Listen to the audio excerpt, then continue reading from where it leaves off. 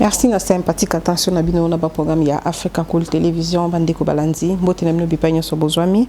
Bienvenue une fois de plus na ba programme na biso oyo comme d'habitude to analyser ka ba actualité politique ya mboka na République démocratique du Congo mokolo ya lelo na plateau na ngana zana mwana mboka José Matuvangwa Mwana Manyanga, voilà, ndi babenga kay kuna na ngambo ya UDPS parce que aza communicateur ya parti au pouvoir. Elongo na inde toko analyser ba actualité ya mboka na biso ya mokolo ya lelo. Monsieur José Mbote na yo.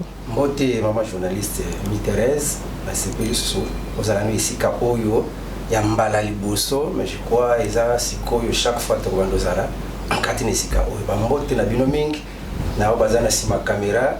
Na yo moko mama journaliste na biso mbote. Pona nini Mwana Manyanga? Na za Mwana Manyanga, ezala ba mususu balinga ko pesa ba identité na bango te. Bazone Rwandais, mais ce côté ni ekolo na ni onga na za Congolais. Bazo banga pona ko ba Congolais. Ngona ngana linga ka comme lakisa. Kina za Mwana Manyanga. Mwana Manyanga oyo ya ba Congo? Ya ba Congo penza. Na za penza munianga penza na secteur ya Mbanzango oyo. Bataluoz Mbanzango oyo penza.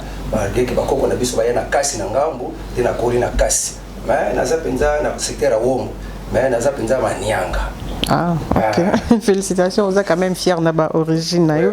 Et bien, les bomba kayango voilà, na kozongela yo na mwangonga mkie to annoncer ba titre to ko analyser na émission sur mokolo ya lelo actualité processus électoral.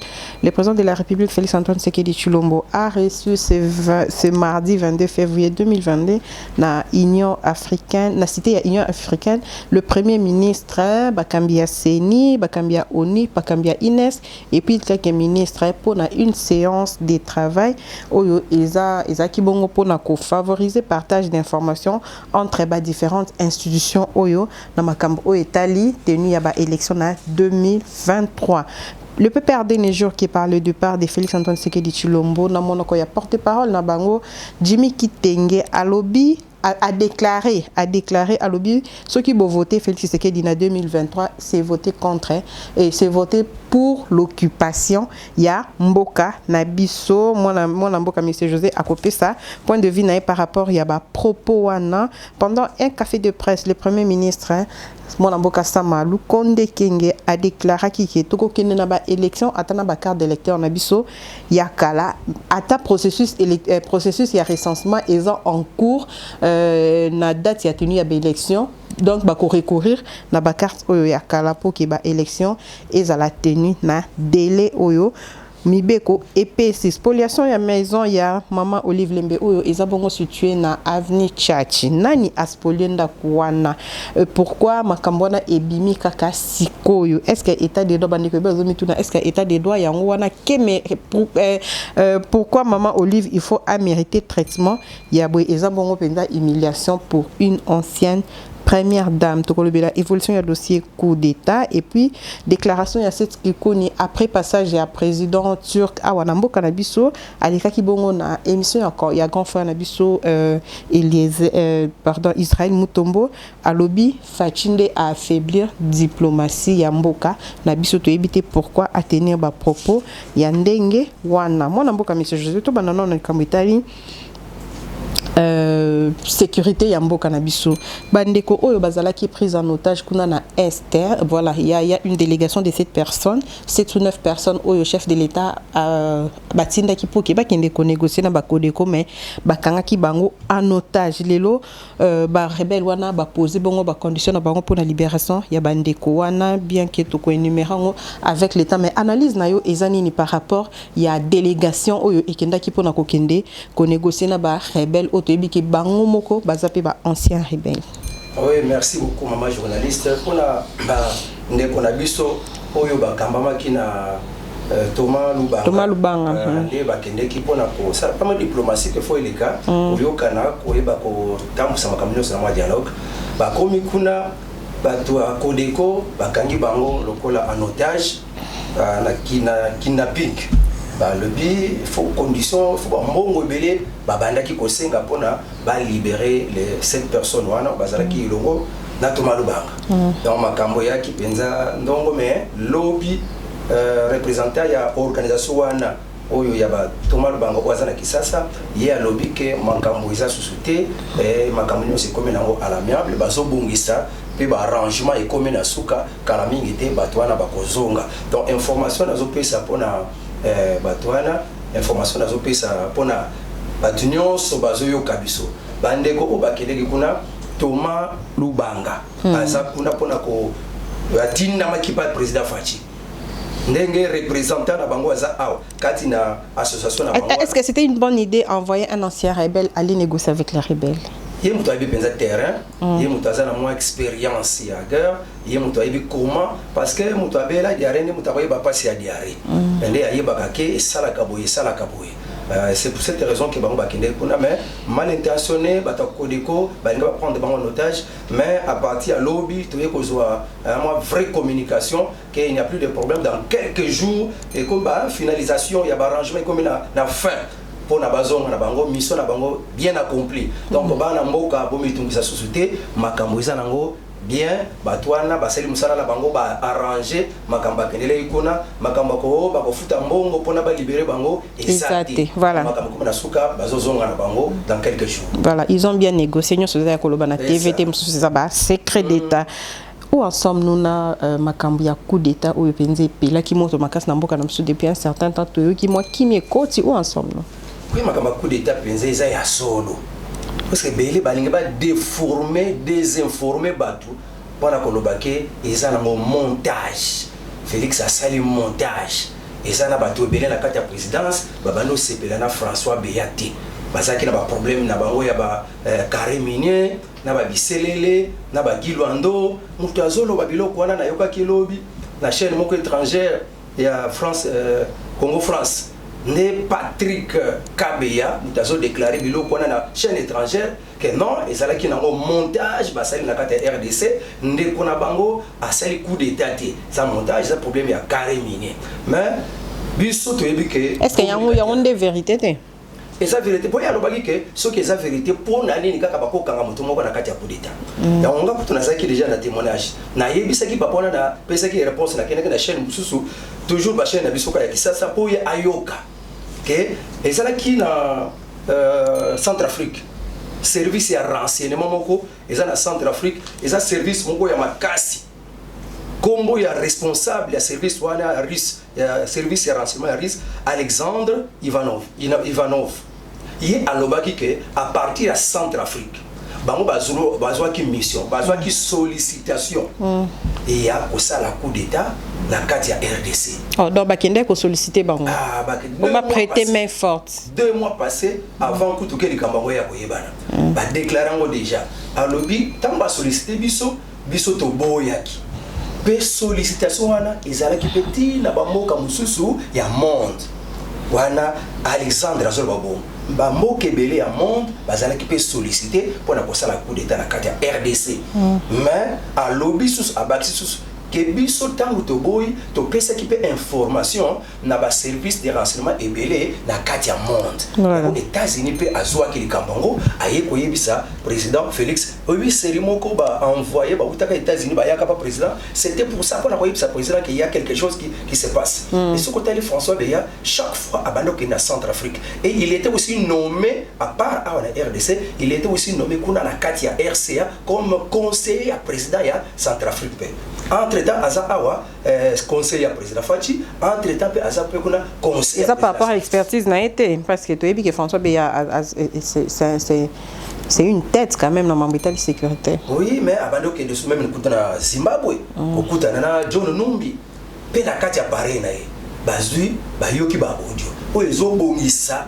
Blanc ya coup d'état ba moni ba message ba yoki ba nani ba moni na aner papa na biso mbelo azakuna azui appareil na ye na maboko ne tous les jours kola la kolamuka pe ba pele ya Rwanda ba pele ya Zimbabwe ba message ndenge na ndenge ke ba yebisaki bata Orange na bata Vodacom ba pesa identité ya batu nyonso wana pe ba message o ba benga déjà avant et ba sala ki yango renseignement ya biso ezana ba possession déjà makamunyos et depuis hier pour la couper sa réponse par papa on a des sources il y a déjà des arrestations dans quelques cadres agir quelques commandos, quelques généraux, il y a 4 ya FARDC na biso, ba civil, ya mboka na biso pe ya libanda, baza déjà ko kangama. Bango ko citer ba kombo na bango pour na ko éviter que ba musuba kima, mais baza déjà pour il y a déjà des arrestations en dehors de François. Donc dossier lalité dossier ESA ko évoluer. ESA penza ya solo. Voilà, merci beaucoup Papa José, toi avancé.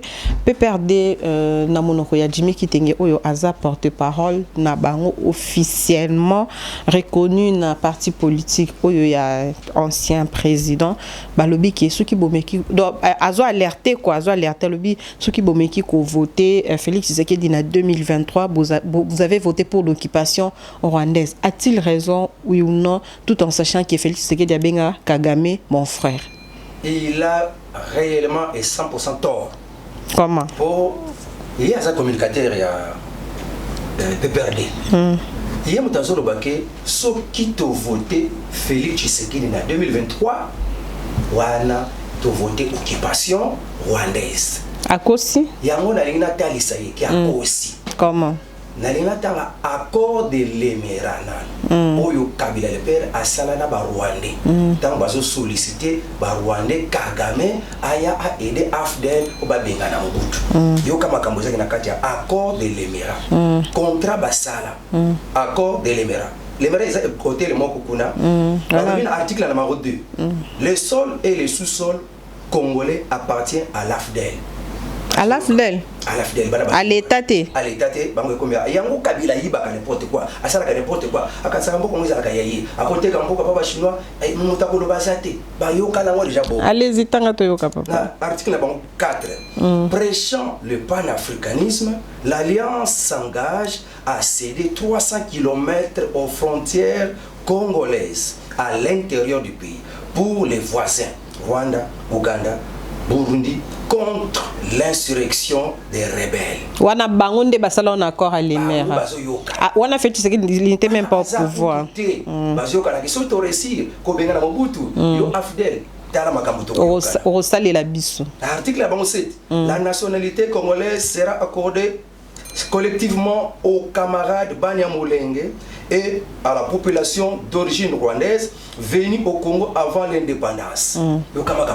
Parce qu'en 59, il y avait un Hutu qui était venu au pouvoir, qui a chassé les Tutsis, qui a maltraité les Tutsis. Et ça qui a génocide Tutsi et Salamaki et Tutsi qui m'a ramboka na biso ba vandi sa bango ngomba ya mulenge.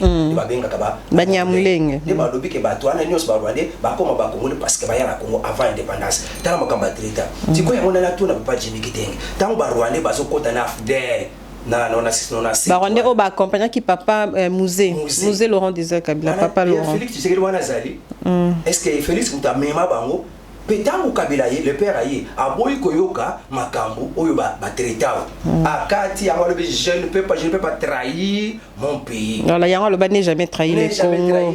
Abana ko se référer na contrat oyo. Nde ba salela isu rébellion musu ya bato RCD. Oyo ezalaki kokamba maipa ya bapoyo Ruberwa. Naba Bizima Kara. Soki ba nani ba kombo na bango bararara. Po ezali utaka kuna. Ba salela susu ya mama kabakata ya rébellion na nzela ya RCD. Ba Rwandais toujours ba koti susu. Oyo ba kota na ya Kabila le père bazala kanana. Ba iko kota susu. Est-ce que Natawana Jimmy Kitenge communicateur ya PPRD? Est-ce que Natawana président Félix Azalaka yemutatinda ka bamba kota à part ba CNDP ya kunda batware à part ba M23 ba Rwandais kokota na kokota cette invasion cette occupation rwandaise est-ce que Félix était là? Donc bah côté Tilelo, il y a des Rwandais généraux dans l'armée. Il y a encore des gens qui sont dans les institutions, des Rwandais. Bah moussou bah kamba bank, bah Rwandais. Bah moussou bah chargé bah komba bah luba, nzoka bah Rwandais. Bah nga ko loba comme da école na bangote. Si ko ba biloko boye, papa chimia que na télévision lo ba ceux qui t'ont voté Félix une occupation rwandaise. Mais est-ce que Azana a raison te ya koloba bon puisque bien au bakor et Salama pe avant Joseph Kabila si je me trompe pas et Salama avant Joseph Kabila yep Azala qui n'a pouvoir à exécuter qui a ngoté Yé et Salamana avant Joseph Kabila. Parce que bon, on a vu ces coup d'état, mais Kassavobo a du mal à coup d'état. Oh, mon goût, à l'ongou d'un coup d'état. Kabila le père, à l'ongou d'un coup d'état. Bah, il va Joseph. Dans bâti Joseph, ne tanga vandi ba rebellion e bota miso ebele akuta pe ba Rwanda yango yepe da tanga wana ba yebise ndenge za boye toyo papa no toyo kana ke faut 300 km et kende mais to kopesa sur 300 km te yo ti kaba tu ba yiba ti kabiso to yiba to salela na biso ba minéré ya ah ba changer ka stratégie ba changer ki stratégie voilà ba ko sur 300 km te mais kabila ti kabango ya ti na bango moko ba koma ki kuta na ba groupe armé et longo da bango pona ko yiba pona ko exploiter ka to ba se servir bien makambo moko esalama na tawa donc en tout cas poto yango batika ye mais ba Rwanda ba kota makasi même na 2004 wana o bacha ba koti 1+4 koti. Mais depuis avènement ya Félix Tshisekedi dans pouvoir, est-ce que les choses ont changé? Makambo est-ce qu'il a évolué pour ba tebele bazolo ba état de siège Jésus sala nango le côté on écoute Union européenne à cette déclaration ouais c'est qui vraiment zolo ba benzate Union européenne à soutenir alors nous soutenons l'état de siège en République démocratique du Congo parce que bango ba mona ke makamba sala esimbate il faut que to gende siko yo na ndenge apporte ndenge roi de Belgique azoya siko sengi ba kota bona porte ezo simba ba Rwandais bazo kota souti ba compagnie na bango ba souti na bango eza en baisse oyo souti na bango e transformaka e bongolaka o Rwanda banda ba kangi aéroport wana ya Bogo ya Boga wana Bogo makambo zo tambola souti na Rwanda kuna ndena aéroport wana bazwa ka ba minéré ba tina avion ba kena na Rwanda musoyeke na bamboka mususu ba kangi yango yo Rwanda tala sumakam yango Kagame azana kanda makasi ba déclaration pele kese ya ndenge nyonso na kotia basoda na ngai pona ba na moni que sécurité ngo za menacé état de siège ndezo trahir bango état de siège surtout kanda tango ba Burundi ba ye kanda leza wana pour bazozo ba vrai ba masasi na bango bazo ba vrai bombe na bango donc bazana kima souté Kagame akomi bilobela mais akomi na suka parce que ça taille RDC voilà tout le bel kamweta l'ispoliation yanda kwa maman livre oyo est situé sur avenue Tchachi et comme il y a règlement des comptes ou bien ndengeni ba to pe perdre na yoka ki ba rojo wana ba kina katitendo ke babandi kolo babilobela est-ce que maman livre za na droit ya adana droit za na lupango na Kishasa tende ko José somba ngote akutango batongela ye ndenge azalaka na ye première dame amoni banda ko nyonso ya l'état eza ya bango bavandela baboshape bana bango nyonso ndenge bazalaka na PPRD bavandela banda kwa l'état yango ministre na biso plus mabiru tango ya lobi eza temps ya ko récupérer banda kwa l'état yango azo sala ba aye kuteli bosote bato PPRD belé déjà si babutile mo banda kwa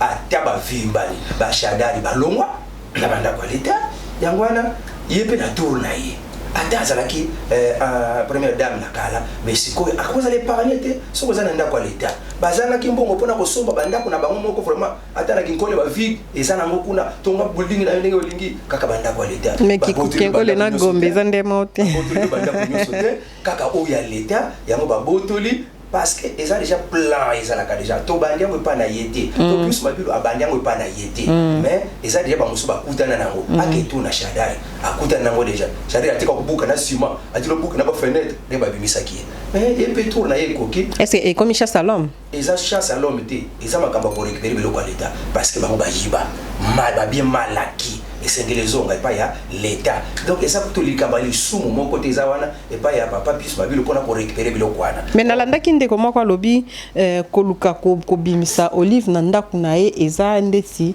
provocation eza koluka guerre civile bozomona te ke aliro ezo kendeli mamarambo yo bras de fer ezo salema entre pouvoir ya kalana pouvoir asiko peut-être plus tard et quoi ko éclater ou bien bazana moi par des vérités na bramo be bazo bomba oyo plus tard et quoi ko pela moto ndeko José na bazala kina ba plan moko ya mabe pona mboko oyoka papa moko na kati na bango azoloba ke wa kosimba papa wana azala Albert Yuma wana mboke kopela donc mboke ko tumbama to bazala ke déjà ba plan na bango simona na kati ndako numbi talami nduki soko kena banda ko batu musu ba généraux balobi soki bo toucher maman Olive boko créer guerre civile pourquoi ne pas ka kotika mutasazo enda kuna ito makanisi ya kozwa bandako oyo ba habita illégalement ye aloba ke non so bozunda kuna ngai oyo ya kozwa ndako maman Olive akokai guerre civile en quoi et uti wapi isa la cause ni balobi bozo respecter te bato ba occuper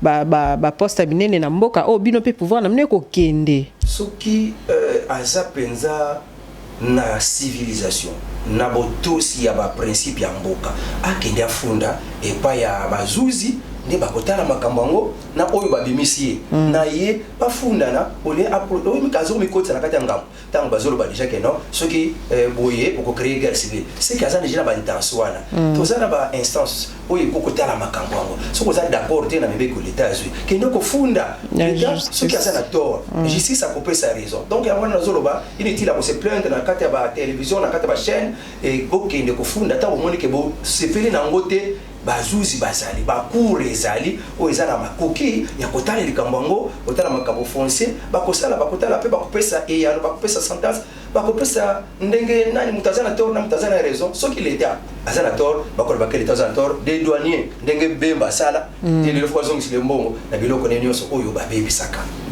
eza yango wana soki bamoni ke baza d'accord te inutile ya komeditaka baguerre civile na oyo baza na bamboka na biso na manianga bon année de guerre civile yé bami balo bakana pona ba bon tele kinda comme mon livre c'est ça n'est pas de sens wana c'est n'importe quoi. Voilà, merci beaucoup Ndeko José. To kende na likambeta li processus électoral to annonce ki na batita na que chef de l'état ayambaki premier ministre ayambaki bakonzi ya CENI bakonzi ya ONIP ONIP ne et o etala kama ya recensement ala ayambaki batu ya INES nyonso wana pona et puis quelques ministres bazaki na séance de travail pona ko partager ba information entre bas institutions chef de l'état azo tenir vraiment sur tenue ya ba élection na date oyo epesamaki na même ordre d'idée on a le premier ministre tango azalaki devant basalaki café moko ya presse a déclaré que ba élection ekosale ma coûte que coûte na même date ezalaki pendant date ya ba élection koki kuna bazo la réception to ki na ba carte na biso ya sika ozomona te ke ndenge tozoluka ke processus électoral yango ezala libre transparente et apaisée et comme même toujours na ba désordre sans oublier que Denis Kadima oyo aza président ya CENI aloba ki soki to tirer les santé ya ba erreur du passé to ko tomber na ba même problème ya après élection analyse na bezanini. Merci beaucoup maman journaliste na sepeli mingi na kiswana parce que même na côté base na liste et ça penza kanda ezopesa penza kanda contre premier ministre biso et puis ça kanda ndini kamwana akoki kotika la kozala papa Etienne atika la koloba série de presse qui va préparer les vraies élections et pour préparer les vraies élections et singeli recensement depuis 1984 et batika la kozoba carte d'identité batika la kosala recensement na kati ya Congo jusqu'à quand surtout koyeba nombre ya batu avant ya kosala recensement avant ya kosala élection il faut koyeba nombre ya batu recensement faut que ça le recensement après le recensement nani aza congolais nani aza congolais et wana eza identification tant to identifier ba vrai congolais ba o baza de 100% père et de mère o yo baza ba étranger to identifier bango nde to kesiko to pesi ba carte d'identité nde o ba kozana ba carte d'identité nde ba kokena enrôlement parce que bango nde ba kozana ba kokia ko élire ba président d'abino la base boza pour démarche ya premier ministre été alors tout ça pour premier ministre il faut recensement dans l'installation nyonso ezala ensemble recensement identification na enrôlement et ça la mbala moko alors bazobenga ngo soba mutualisation na bango wana bazobenga ngo ba votaki déjà makambolo ya mutualisation kuna sikoyo papa Kazali pe alobi boyo Kazali alobi boyo na déclaration na ye la mutualisation ne se fera pas aveuglement rien de cette mutualisation ne doit conduire à retarder le calendrier électoral. Chaque fois qu'il y aura un conflit en termes de timing, on abandonnera les étapes du processus qui pourront porter atteinte au processus électoral. Soulignons que la position de Nicolas Kazali a été défendue par le Premier ministre au cours d'un déjeuner de presse qu'il a offert le lundi 14 février aux professionnels des médias. Donc, cause à laquelle tous nous ensemble, les Kazali à lobby, ce que monde qui est commis mouké, Makamwana ya kosa là-bas, recensement, identification, et zoko Canada, madame to kata, bah processus moussous to privilégié au enrôlement afin que to kende kakana élection. Mais biso to lobby niet. Madame Koutou, tu retarder l'élection, tu retarder l'élection, maintenant ça va être l'élection en 2023. Tu sais l'élection, c'est ça que n'a pas Katumbi va voter. Mais il est congolais. Katumbi article pour la congolais. Banda Bodama, maman est zambienne, papa na est juif. On est à l'allégation. Bébé ya na kombo babenga katebe katoto. Esa kuto invention te na tangile mon internet te na munoko ya katebe katoto. Siko na mboka na biso a part bato boye bazaye belé bakota na mboka na biso. Talaka depuis 1984. Et recensement ici à la Makasouté. Combien des étrangers bakote et c'est le seul pays où ezake mutunu sa kota. Mobeko lobani ni pour que muta akoma congolais. Mobeko lobi utakoma congolais. Et ça mutu mususu bazaba aza français. Alinga koma congolais wana ako akosenga nationalité, voilà. Et puis na si je me trompe pas, sur le sol congolais et tout babiza ba moi ba processus c'est belé bino bo katango te. Est-ce que no bo pointer mutumbala mo ke aza congolais te poza mukie poza boy. Sikobiso. Bon monte que comme une discrimination. Grand frère nanga aza na Italie aza nationalité. Mais aibi ke bazo bengeye italien congolais d'origine congolaise. Même là ba joueur ça la kabongo. Ah ouais, ceux qui ont besoin de nationalité, ils ont bêté. Donc, c'est d'une manière officielle. Mais parce que va camoufler, on les bailler banaka, il y a une photo ça l'identification. Pour ceux qui t'ont enrôlé, ceux qui t'ont sali recensement, tu vois banner que na tchangu, tu as tel nombre à battre, na tel nombre à battre, tu as tel adulte, na tel adulte tu as na étranger basa boyer, batambo basa boyer. Alors c'est que tu bimi ça va député nombre tel, parce que nombre il y a bateau basa na carte il y a circonscription, n'est pas bimi ça nombre député. Alors ceux qui t'ont imaginé kaka tokeka na enrôlement na ba étranger bazu na ba donc na moi désordre ya mutu zomola na ba rwandais na kata parlement na ba burundais na kata parlement parce que au plus carte lettre pas n'importe qui au zo pesa carte lettre au yebi ndenge ni kasa congolais au zo pesa carte lettre. C'est pourquoi en tout cas papa premier ministre tozo nganano na vrai yango papa kadima lobaki ke to ni tozo na kota na barrière ya karaté to luka to bongisa makambo bien to kende en ordre pe to luka président va voter sans contestation par de vrais congolais yango tozo linga de père et de mère loi wane kota mbala moko na parlement pour na makambo no ceci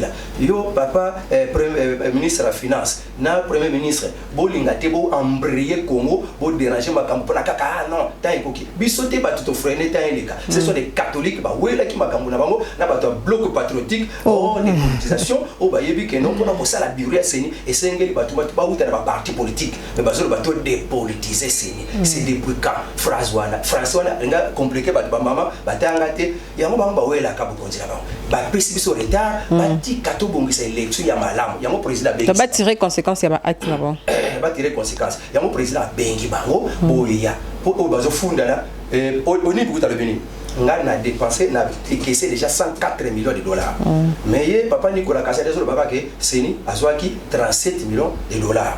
Et puis papa Seni azolo baka 37 wana pesa pour la élection, ça pour la fourniture, ba équipement, pe ko futa biso na ba formation te pesa kabato. Et ça pour la élection te. Ce ko kuna oni pasolo ode pasolo baka nga na pesa ki caisse longola qui a pesa qui 100 voilà millions de dollars. La Seni 67 et que wapi.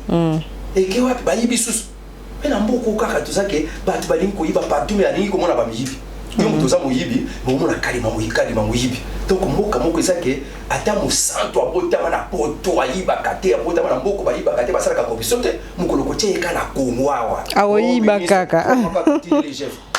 Voilà, merci beaucoup Ndeko José pour la analyse na yo. Il faut d'abord recensement et salement na identification des moments que na enrôlement des makambo inutile ba élection na bango ce qui mais élection précipitée té et des pesa ko sepelate. Est-ce que la stratégie est pour s'éterniser dans le pouvoir? Est-ce que la stratégie est pour la glissement au bande quoi la muka bakozala baza strict bazo télémaki élection faut ça la date et pour na maki ba toi catholique ba toi la muka baza conscient que bango nde baza la base à cause ya ndenge to komi boye ke to kuzu retard oye à partir ya ba catholique ba banobo ya ko pona président na ba lamuka bazobo ya ko pona président ndenge to kuzu retard wana donc ba type bisote to comme élection bien ce qui na 2023 wana to koki comme ça moté recensement et salam penza bien té alors to ko pousse peu ata une année to déjà bango moko ba cautionnakia donc ba supporter. Merci beaucoup. Tout le bela likambeta li diplomatie yangonde kozala sujet na biso ya suka na likambeta li diplomatie to mona ki arrivé ya chef de l'état turc Erdogan ay asala ki 48 heures awa namboka na République démocratique du Congo na mikolo mizali koya to koyamba bongo couple couple ya roi na reine ya Belgique voilà bakoya pe awa na mboka na biso mwana mboka monsieur José na kolinga opesa point de vue na yo par rapport ya ba propos ya Seth Kikuni oyo azalaki candidat président de la République na mboka na biso a déclaré yango na émission ya grand frère na biso Israël Mutombo azo affirmer que notre diplomatie est affaiblie par Félix Antoine Tshisekedi Tshilombo na façon ya ko gérer voilà.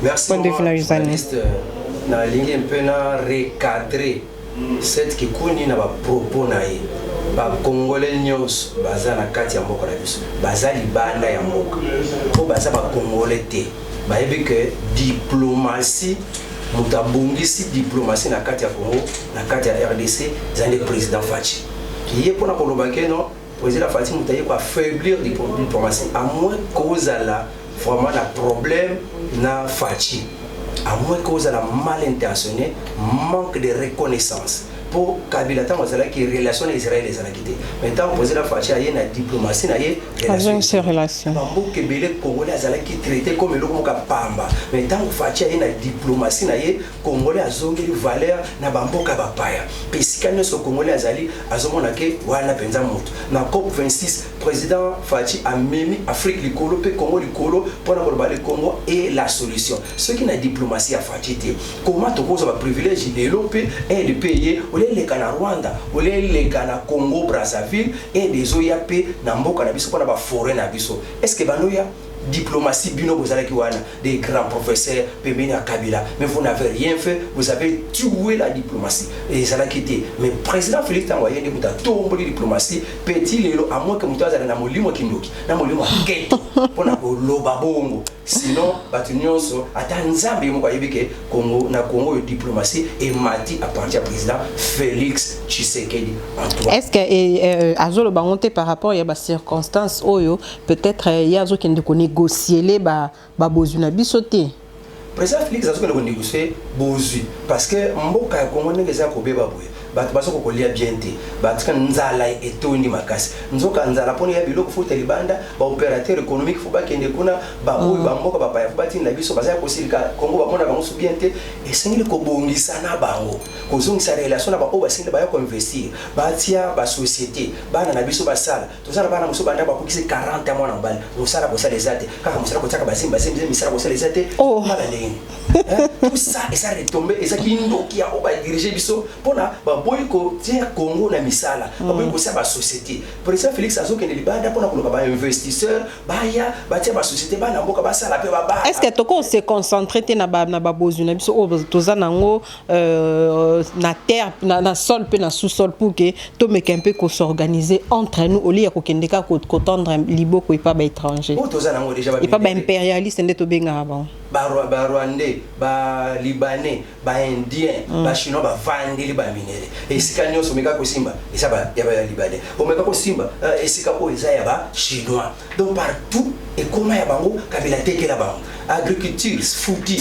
Pourquoi vous avez un ministre de l'agriculture na Congo? Rien mo sala sala magate. C'est pourquoi président Félix Azulu Kaba o esengele ba ko aider biso na côté agriculture, na côté ba industrie, côté ba société afin que mboka est remonté ba ba misala social les ala bien. C'est pour cette raison malembe président Fatia zongi si mboka penza la valeur diplomatie qui toko mutunyo sa so tatona. Papa cette qui kuni ce n'est pas normal au bimana TV ko bandolo babilo kwana yo moko na ndako na bino boyebili bongo mais ba congolais ata muto alamuka ayebike président Fachi atambola ki bafinga ki azo tambola za voyager pona nini pona zolu ke la Congo bolam azo sa la diplomatie donc wana kuti ya ko boya te yakoboya te soko za pina normal zonge la ta kende ko zonga na kati ya chaîne wana ndobaki en tout cas nazala ki vraiment étourdi nazala ki ambrier na mona ndobaki tere mwana aloba alongola maloba na ewana ezo sala ye soni pe ko longola na kibo moto ke candidat président azali candidat président na 2018 aloba bongo azonga nazobenga ye ngai mwana manianga kende ko zonga kuna na valeur na yo ko lo biloka boyite wana eza lokola ozome mabisoto sakani la Kabila mutasala biloko na te c'est une injure ya ndenge mususu pour la Koloba, que réellement c'est président Félix, vous devez faire la diplomatie, voilà. Merci beaucoup, monsieur José. Démentir. Ça rétropédalage, pardon. Voilà, merci beaucoup, Ndeko José. Le mot de la fin, parce que tu épuisé déjà le sujet, pour toi qui me décochité. Merci beaucoup, maman journaliste Nathalie Botondi, Ndeko Yambinga, maman Mi-Thérèse. Namona Kayoka, quand vous savez, reportage, il y a maman Rafana Yambangai. Hello, Yambinga, Papa Molomingi. Merci. Boya kate ndenge na benga mwana manyanga donc na senga ka soutenir l'émission mwana manyanga sikana kendaka papa moka tuninga banda obandi ba émission na yo moluba nini déjà à soutenir yo abi bazana bango ebele sikana ko yebisa yo émission o ilobelaka ba manyanga te ilobelaka na soutenir ka président Félix aza moluba mais nga manyanga nazo soutenir parce que je l'aime azana ba valeur moko eza pona intérêt ya mboka aza mutajali lote que non eza mon nazo sala aza président ka ya baluba aza président ya République démocratique du Congo mobimba. Donc on a un soutien pour la émission pour la manière d'attendre la escagnoso na ko la makamuluko le basset ki kuni bazolo ba bilobela ngai funa ke na ba chaîne. Voilà numéro de téléphone. Numéro de téléphone plus 243 951 67 35. La personne moto na pas secrétaire général na Kabouya pe ya Freddy Ngoma, le grand coutumier, l'ancêtre vivant, mote na yo yaya nanga Gilbert Kobisi, mote na yo si kozali yaya nanga moko. Donc merci beaucoup, monsieur José. Africa Cool. Merci beaucoup. Voilà. Voilà, nous espérons que Zamba la liboso meza ya sukate oyo okoya na plateau ya Africa Cool télévision, chers abonnés. Merci na sympathique attention na bino bo na tana bino oyo bo disposaki pona kolanda biso mokolo ya lelo oyo teyambaki na plateau na biso mwana mboka José Matuvangwa mwana munyanga. Voilà, ayaki penza pona ko analyser actualité politique ya mboka na biso, tout est bien qui finit bien. Voilà, nous allons continuer à rappeler bino qui na mikolo mizali koya maman Angèle Pumbu, fondatrice ya Fondation Fomam.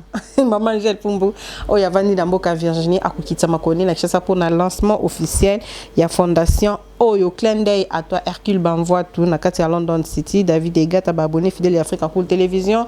Mi José la maman des trois na kati à Pretoria, le pasteur Doné Sam Kangou na kati ya Matadi. Un jour spécial pour une personne très très spéciale, notre docteur, les cadets de CAA, docteur Beni Chilomba, hein? Voilà, futur docteur Kalamingite, Tozo Sopilaye, Bafoufou, parce que Azo Koma, médecin Nabiso, il y a famille Monantsuka, il y a tout bien à Monantsuka, anniversaire à toi, Beni Chilomba, Monaki Santo. Bye bye, à la prochaine. N'oubliez pas, continuez à vous abonner massivement. Africa Cool, et abena cool, Africa Cool, abena cool, le quoi cool matopi, cool. Et ça chaîne est bien, et puis vous êtes très rapide, et ça très rapide, et ça chaîne moko, bah quoi ça a bien confiance. En tout cas, nazo senga na bato oyo nanu ba souscrire te bazwa. Donc, et ça vraiment net oyo balo bakaki, boka lelo, lamba lelo, lia lelo. Vous voulez le Congo pour que le Congo devienne cool? Pour suivre les cool analyses, alors revenez et abonnez-vous massivement. Massivement. Africa Cool, c'est la destination de prédilection pour une communication optimale. Longo Dianabino Mama. Et au monde de la chaîne, impartial. Le rôle de Babino, vous méritez le soutien de la population ainsi que des institutions compétentes.